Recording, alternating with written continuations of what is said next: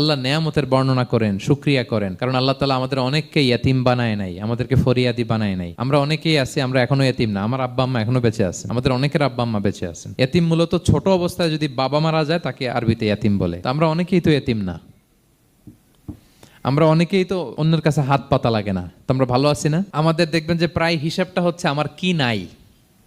আমাদের হিসাবটা কি কি নাই, কি যে আছে এটার হিসাব করে কুলানোও যাবে না। ঠিক যেই মুহূর্তে এখানে বসে আমরা এই চমৎকার ইফতারি নিয়ে বসে আছি, ঠিক একই মুহূর্তে দেখবেন হসপিটালের আইসিইউতে শুয়ে শুয়ে কাতরাচ্ছে অনেকে। ঠিক এই মুহূর্তে কিডনি ডায়ালিসিস চলতেছে, দেখছেন? কিডনি পেশেন্ট এদিকে ছিদ্র করে ব্লাড সব বের হয়ে রিফাইনিং হয়ে আরেক দিক দিয়ে ঢুকে। ওর চিৎকার শুনলে, বার্ন ইউনিটে গেছেন কখনো? আগুনে পোড়া রুগী, আপনার তো অনেক কিছু নাই, আমার এটা নাই ওইটা নাই, আল্লাহ এটা দিল না, এটা নিয়ে আসেন। আপনি বার্ন ইউনিটে একদিন যায়েন, তাহলে বুঝবেন যে আল্লাহ আপনারে কত শান্তিতে রেখেছে।